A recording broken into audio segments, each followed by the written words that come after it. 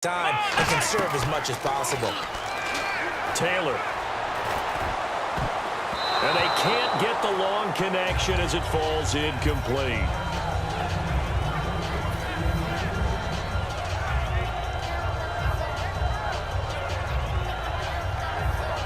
Ten yards still left on second down.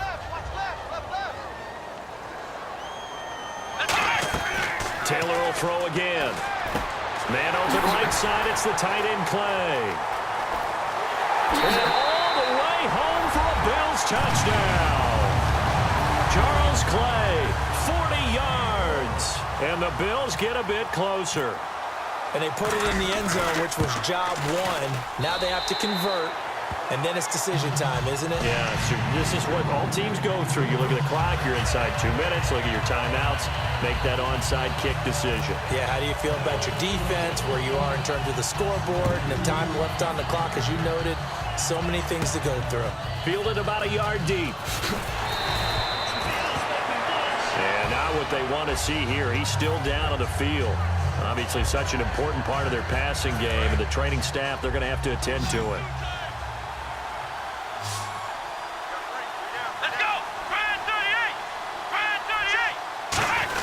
The start on the ground with McCoy. It'll be a minimum pickup, and it will take us to the 2-minute warning. It's a pickup of 3, and we have now arrived at the 2-minute warning.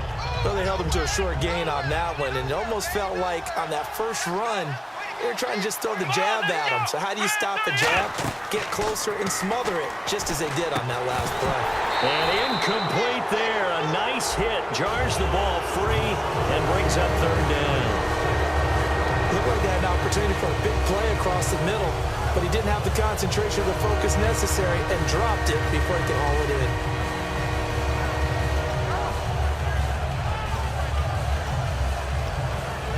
And the offense looking to pick up the first down after the second down incompletion. And it looks like we've got a dime set here defensively. 6 DBs in the game.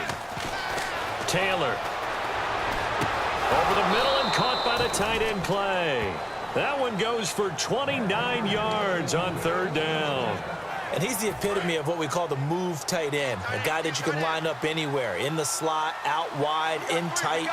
Doesn't really matter because he has such great skills. You want to utilize him in all aspects of your passing offense. And there he was in the slot for the catch. And now the Bills are going to stop it as they call a timeout.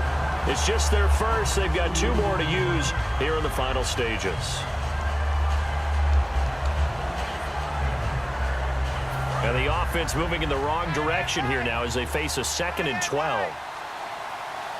Let's go. Now a 20th carry here from McCoy. And for one of the few times here today, this run's not going to go anywhere. Nikhil Roby brings him down. And now they're in the hurry-up. And an encroachment penalty here will cost them 5 yards. And it makes it so simple, doesn't it? An easy free 5 yards for the offense given to them by the defense.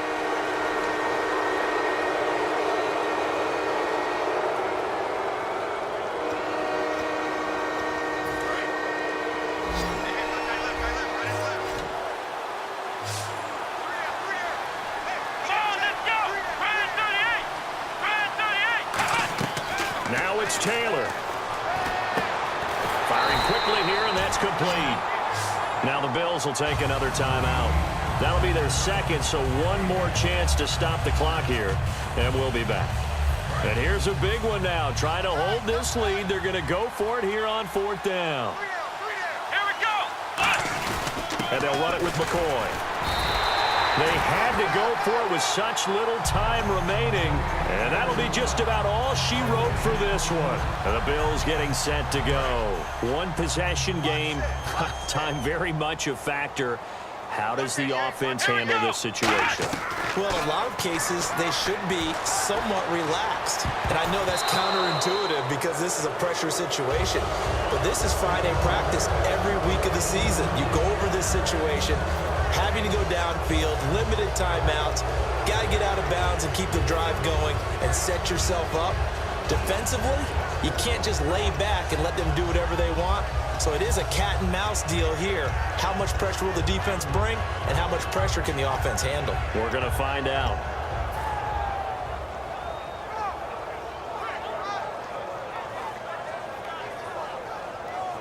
And on 2nd and 10 now. Double tight, guys, double tight. Watkins alone on the left side. He's back to throw. He's going to let it fly. And that is caught. What a grab at the 8. A big play here for Buffalo. 52 yards. Well, we know he's got the speed there. He needed the speed and the hands. A great catch. And because of that speed, you have to respect it as a defender. So you have to either play off or make sure you're somehow in contact with him, and he's able to do exactly what you said. Use the speed to his advantage and go up and get the football. That's a big-time play right there. He'll look to throw. His pass caught at the 4. And he'll be brought down here at the 3-yard line. Give him 3 on the play, and that'll bring up a 2nd and goal. And they're going to hurry back to the line now. They'll look to throw. And this is caught. He's got it for a touchdown. And now in the final seconds, it's all going to come down to a 2-point conversion. Was one of my favorite announcers always used to say after a touchdown, give him 6. Now they've got it, but they need 2 in order to tie. This is why teams spend a lot more time on 2-point conversions, because they've become more prevalent in the NFL. Back to throw, and it's caught. And with it, we are tied here in the 4th. Set to go now with the kickoff. These two teams all even again as we continue in this wild 4th quarter. This is fielded a couple yards deep. And he'll make it across the 20 as his guys will set up shop at the 23-yard line. The Bills offense now, they get set to head back onto the field. They have a little bit of time here to get into field goal range, not much. A tie game, you don't want to do anything crazy, right? I agree with you on that one. Risk reward, okay? If you go for it, what is the absolute reward on this? But the risk is probably greater. Run the clock out, get to overtime, and try and win it there. All right, we'll see if they do just that. And he takes this one just shy of midfield all the way to the 49.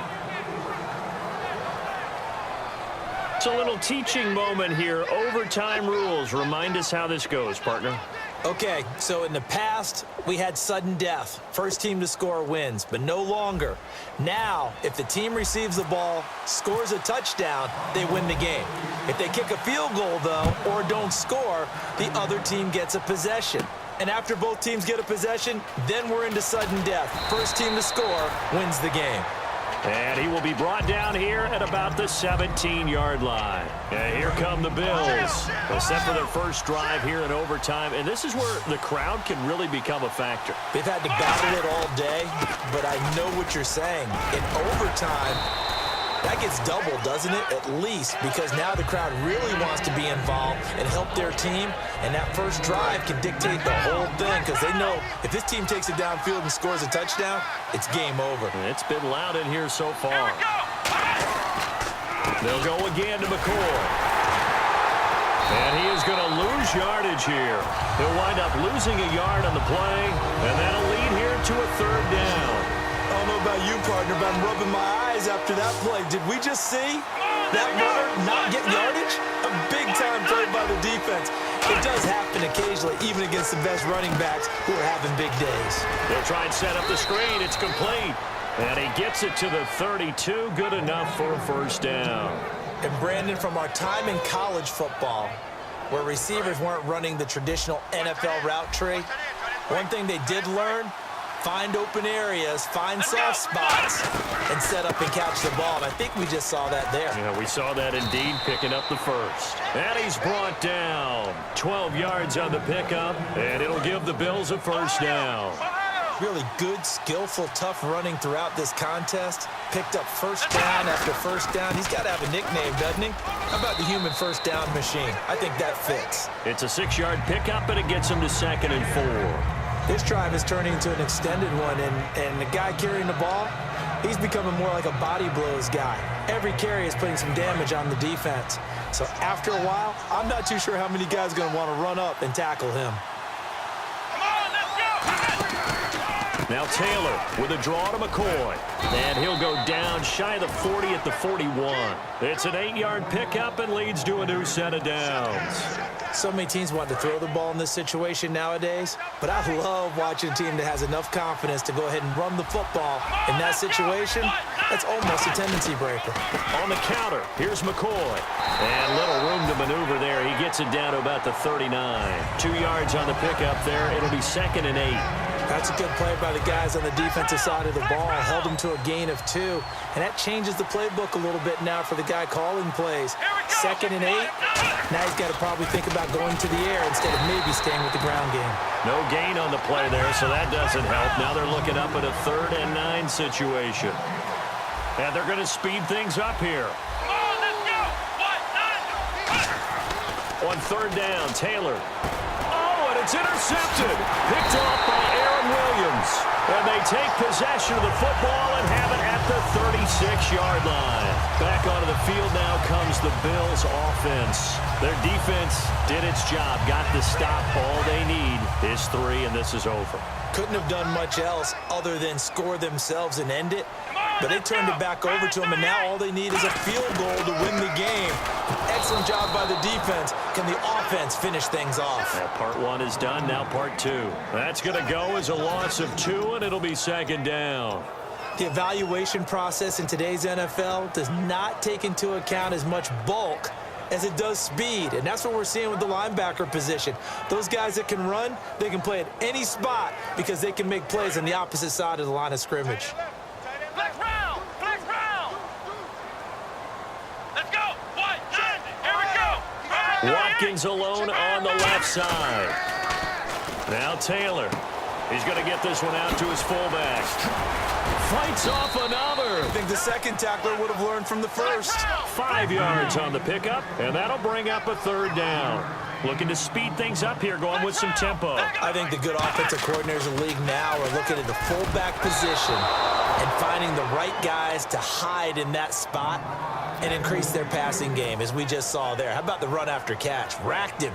Well, yeah, whether it's a true fullback, a tight end you put in the fullback spot, you know they're going to be tough to bring down if you can get them the football in the passing game. Okay, so interesting here. A field goal would win this thing, but the kicking team on the sideline, and they're going for it on 4th down. The Bills will go for it. It's Taylor. And he's got his man. It's the tight end Clay. And he takes this one all the way across midfield into enemy territory down to the 40-yard line. They're going to hurry back to the line now. On 1st down, it's Taylor. Over the middle and caught by the tight end Clay.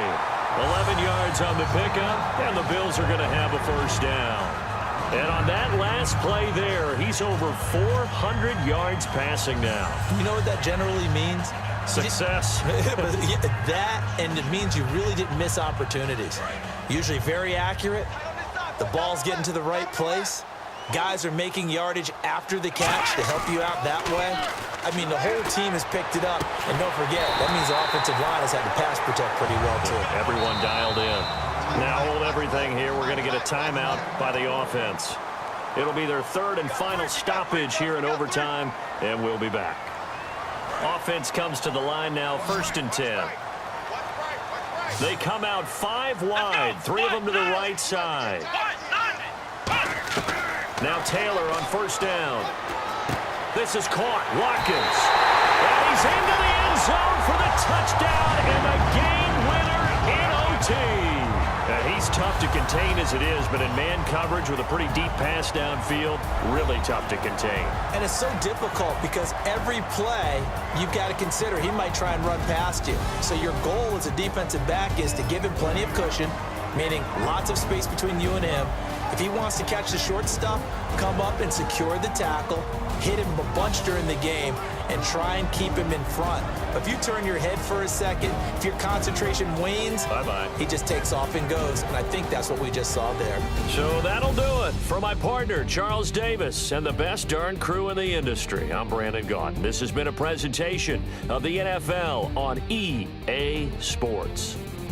The Bills are victorious as we say so long from Buffalo.